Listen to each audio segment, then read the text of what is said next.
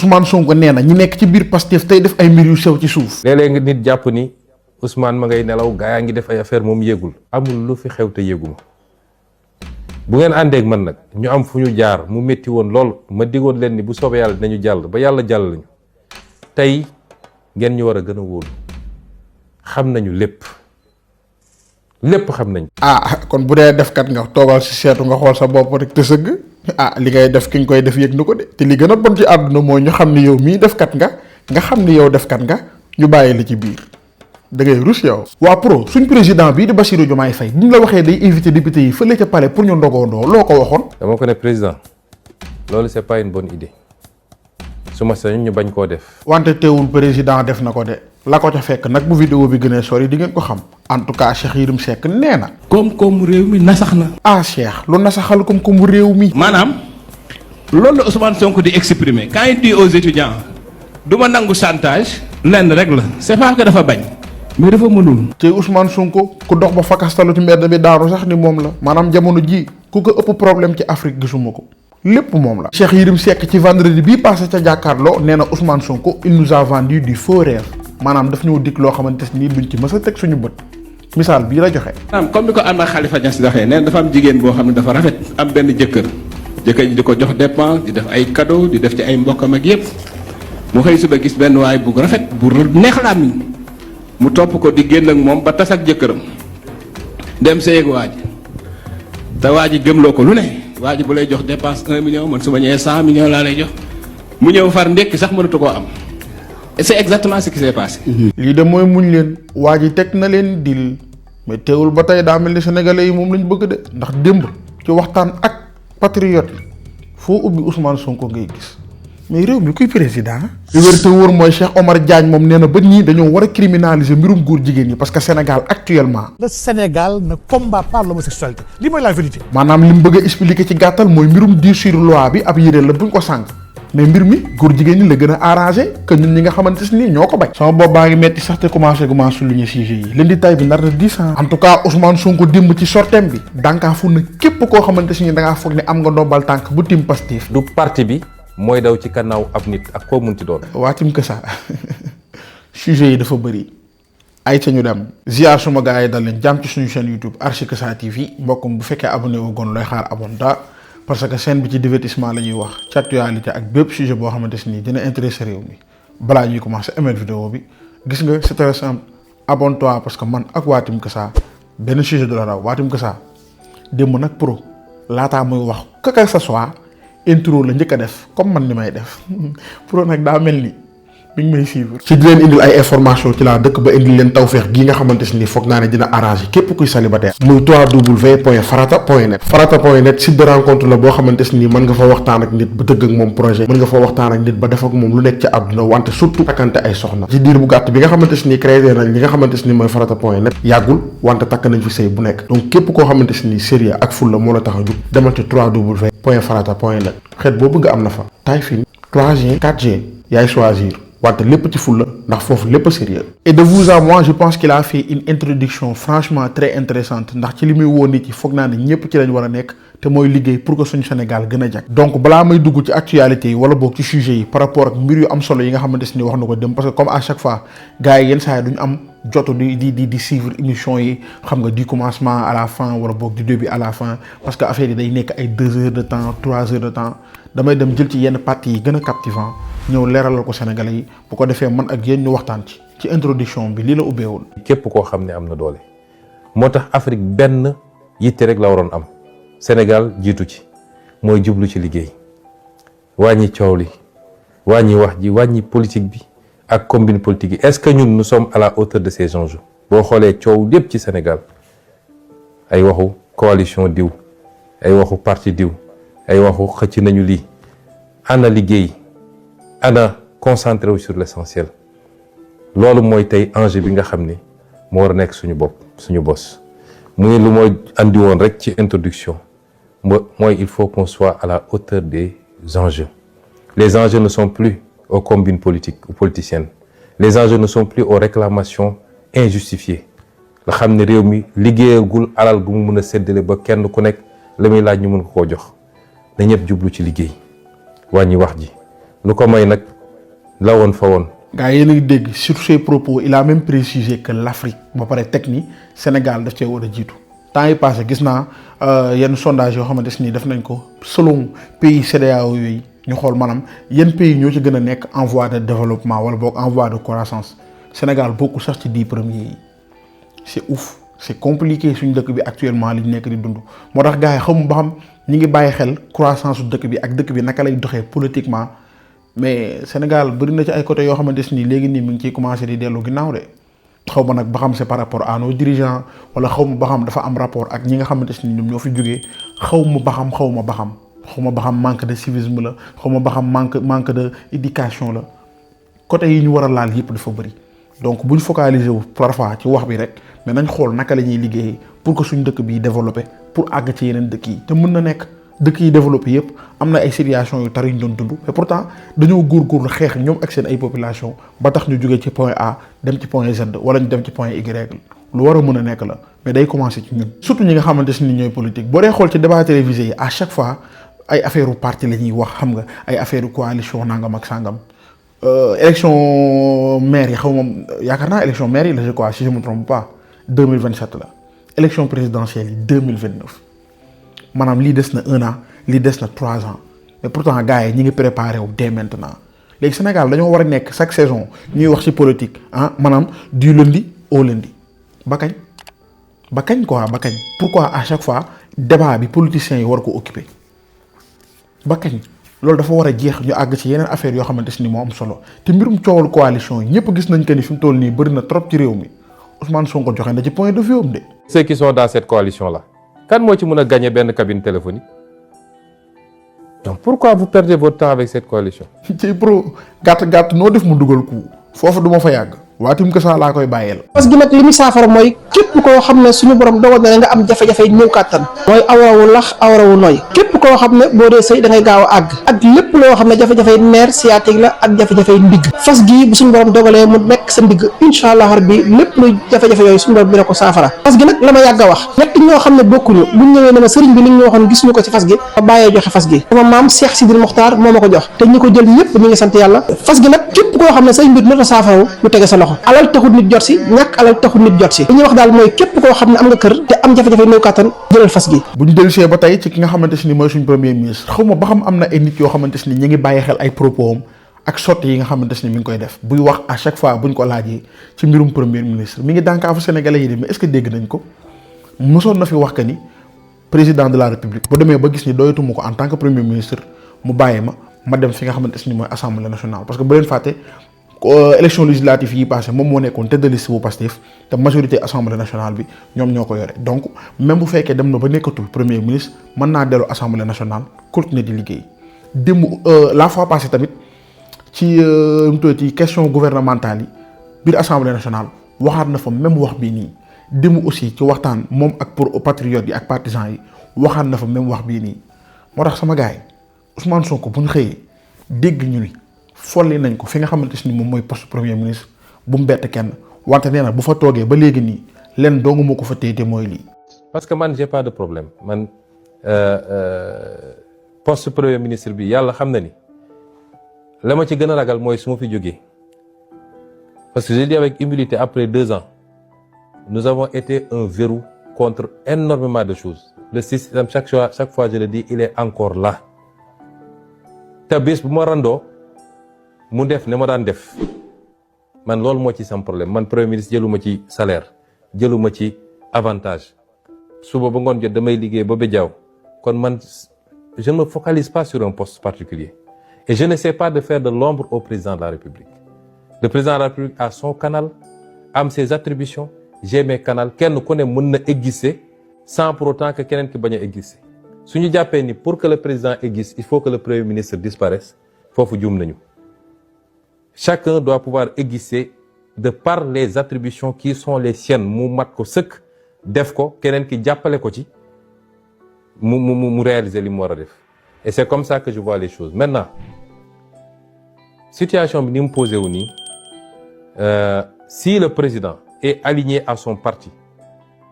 le débat ne se pose pas. Si le président n'est pas aligné à son parti te ñu bokk di gouverner on est dans une situation que je qualifie moi de cohabitation douce. Une cohabitation douce. Parce que parti ba moo yor majorité Assemblée nationale moom jusqu'à preuve du contraire moo yor Premier ministre ba keroog président ne Premier ministre bëggatuma. kon suñu demoon ba bokkuñu gis-gis ñu war a yore réew bi on est dans une cohabitation douce raisonnable et raisonnée suñuy contradiction ñu koy gérer di essayer seet li nga xam ne mooy les convergences ñu dem bu rupture amee on sera soit dans une cohabitation beaucoup plus corsée ou bien Pastef redevient un parti d'opposition. Pastef amul problème ci lenn ci loolu mooy li ma wax rek à l'entame de mon propos. Pastef est à l'aise dans sa posture, dans la posture qui est la sienne. hey waay loolu moo mënul nekk Pastef très sérieusement mënoo leen fay nekk maanaam 10 ans ngeen di opposé wu daj fi coono bu nekk lu nekk gis nañ ko ñun ñi ngi woon Sénégal tu vois suñu borom def nga xeex ba nit nekk président même bu fekkee kooku noonu yow yaa ko fi teg suñu borom def tamit parce que mi ngi koy wax après am na benn extrait bu ma leen tegal di ngeen comprendre que ni ay divergence am na ay ñàkk gis-gis am na ay ku nekk jël yoonam aussi am na tout ça on comprend mais Pastef yéen a ngi imaginer ñu nekkaat opposition par rapport à qui non mais très sérieusement quoi war a nekk opposant ci koo xamante si ni ñoom ñoo ko élire war a nekk opposant ci koo xamante si ni ñoom nee nañ ñoom ak ñooñu noonu ñoo bokkoon même gis-gis buñ doon xeex ba teg ko fi waaye loolu moom ñaanalu ma ko Sénégal quoi en tant que sénégalais man ñaanalu ma loolu noonu Sénégal te vous imaginez franchement un gouvernement sans Ousmane Sonko en fait loolu nan la war a mel parce que mi ngi koy wax que ni avec toute humilité moom nekk na verrou par rapport ak ay mbir yu bëri maanaam bu fekkoon tëb na nekkatul premier ministre bëri na ay mbir yoo xamante ni mi ngi doon am ci gouvernement bee dina nekk di amaat parce que nee na le système est toujours là gars yi soit mi ñuy dànkaafu de mais est-ce que lim ñuy wax ñun ñëpp ñu ngi koy dégg loolu mooy question bi. te bërki démb ca assemblée nationale balaa muy jeexal li nga xamante ni moom mooy discours am dafa waxoon que ni li ko nit ñi doon jiiñ di ko wax muy bañ muy le gardien de la révolution à partir d'aujourd'hui nangu na ko mais kàddu googu daa mel ni neexul ñëpp de. ba fin bi ne léegi man nangu naa dama yàggoon bañ waaye léegi nangu naa man maay le gardien de la révolution oui. J'ai juste envie de poser ban révolution la ñuy wax. ndax dëkk bi y a pas de révolution. ah révolution il y a amoo fi aucune rupture dans ce pays. Il y a pas de révolution. Dans une révolution on change les bases d'évolution et d'organisation de quelque chose. Les bases et évolution et organisation du Sénégal n'ont pas changé. wala ñun dañoo xamul luy révolution moom sax il avoue un échec hein. wax na nee na projet yi du am wax na nee na justice du am lu bëri wax na nee na gëmu ko du am. waaw léegi kon ban révolution kon la ñuy wax sëñ Mohamed. moo jàpp ne ay mag. waaw war a moytu caaxaan. te nekk ci li nga xam ne dafay defar te dafay jëriñ. dama gëm ni un premier ministre a tous les leviers je le dis encore une fois wax naa ko waxati ko. il a tous les leviers en main pour mën a changer les choses. xaaruñ ci moom muy kaas muy indexé wala muy menacé. luy xaar ci moom mooy mu joxe ay solutions. dalal nit yi ba pare liggéey. Cheikh Omar Diagne li mu wax tamit boo dee xool même propos yi la Bouba Ndour waxoon une journée avant loolu noonu ca quartier général fële ca TFM. Je suis le gardien de la révolution. Tu penses que c'est une phrase anodine comme ça? Monsieur le honorable, je ne suis pas d'accord parce que Ousmane Sonko ku jàng la yow ku jàng man bu ma toogee fenn nga ne ma tu es le gardien de la révolution ci minute laa la naan est-ce que tu sais ce que ça veut dire ñii duñu ay ñu jàngul les mots ont leur sens devant l'Assemblée nationale avec tous les Sénégalais ñu lay déglu tu ne peux pas banaliser ça ces propos-là xam nañu que ñun nekkuñu assemblée mais il y a beaucoup de choses qui se disent yoo xam ne gars yi dañ koy préparer avant ca cappaandaw nga buy jeex phrase bi di génne ko soo ko génne nga ne ah waa comme man ngeen ma koy jiin sax jël naa gars yi ñun tam duñu ay dof. c'est pas fait. Après le honorable il vient il dit ouais il faut pas mais kenn waxu ko kenn waxu fi révolution révolution c'est un gros mot du mot bu ndaw ay guide de la révolution ay Khomeini ay affaires yooyu loolu c'est de gros mots ah et yooyu foo ko seetee mooy que ce sont des gens yoo xam ne dañu fekk benn dëkk ñu nekk ci benn problème ñu génn leen fa yóbbu leen benn état mais 2 ans mënoo fi génn kenn. léegi waatum que ça il faut se poser la question pourquoi le mot je suis le gardien de la révolution dérange autant à certains Sénégalais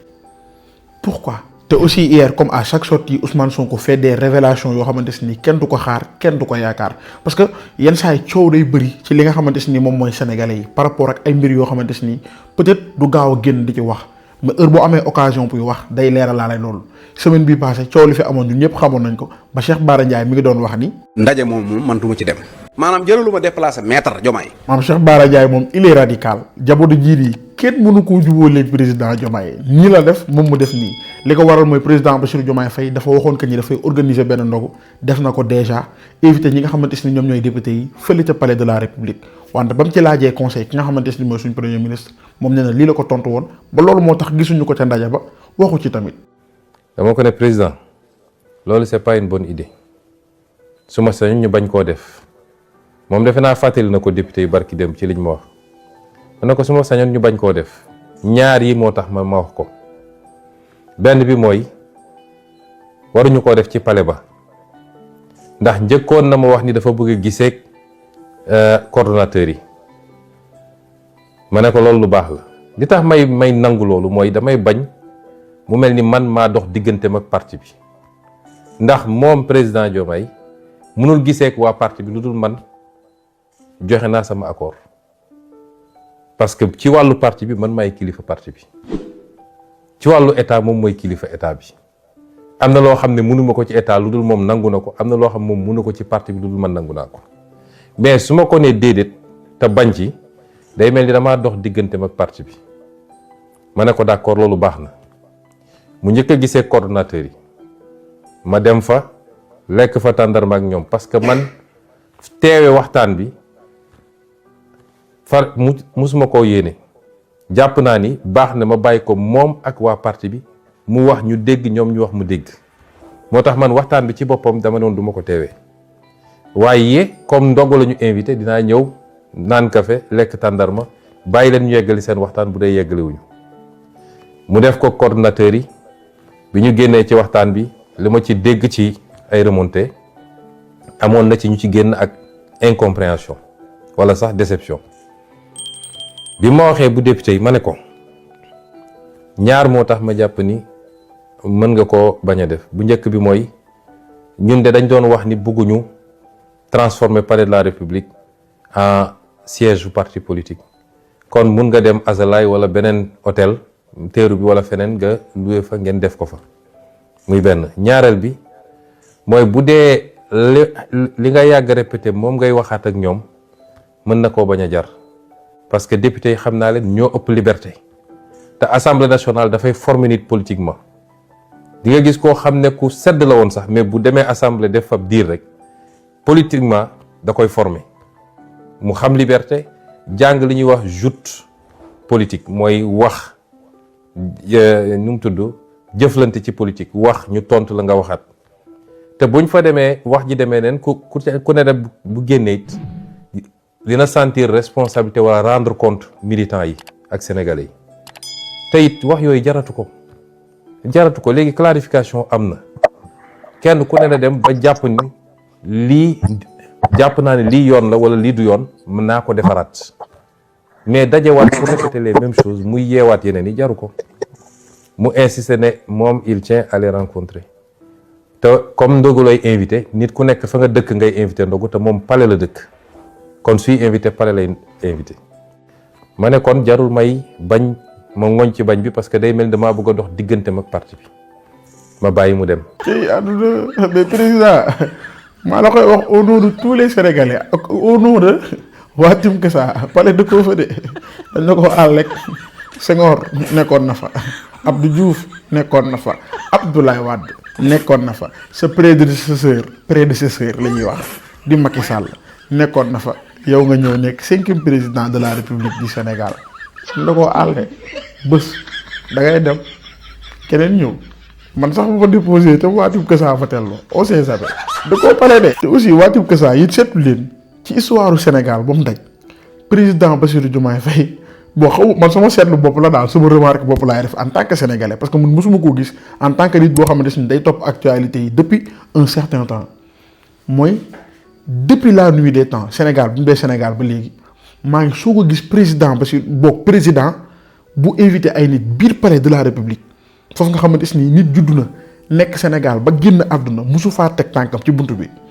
président invité nit ki bañ ko waa man loolu musul mu koo gis ba ma dee archi ba léegi musul am te yàgg naa Sénégal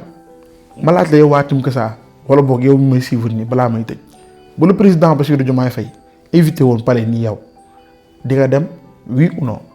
wax ma ko ci commentaire yi bu leen fàtte aimer la vidéo au maximum partager leen ko ba mu di gën a yaatu commentaire yi aussi pour yéen que ça.